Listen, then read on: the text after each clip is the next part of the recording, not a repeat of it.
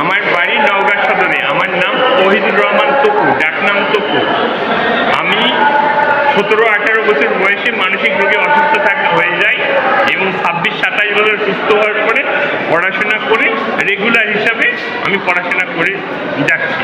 আপনি এতদিন পরে কেন পরীক্ষা দিলেন? ওই যে মানসিক রোগী ছিলাম। ইন্টার পরীক্ষা দিয়েছেন কবে? 24-এ ইন্টার মানে আলেম মাদ্রাসা থেকে পরীক্ষা দিয়েছি। জি।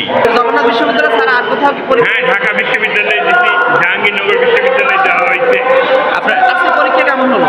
আজকে পরীক্ষা ভালো হয়নি, ইংরেজি প্রিপারেশনটা ভালো হয়নি। আমি প্রথম থেকে বলতেছি, মানে সামনে বছরে যে কলেজে 2বার আছে সেখানে আমি চান্স নিবই।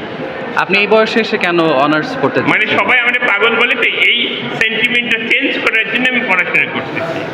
আমি তো আমার বয়স যদি শরীর ঠিক মতো থাকে তাহলে কোনো কিছু পেশায় জড়িত হবো। আর শরীর দুর্বল হয়ে যায় তাহলে আমি মানে গরিব ছেলে মেয়েদেরকে লেখাপড়া করাবো। বর্তমানে বয়স 45-46 এইরকম। 46 বছর। আচ্ছা, আপনার যে মানসিক সমস্যাটা ছিল সেটা কত বছর বয়সে হয়? এটা হলো আপনার 89 সাল থেকে।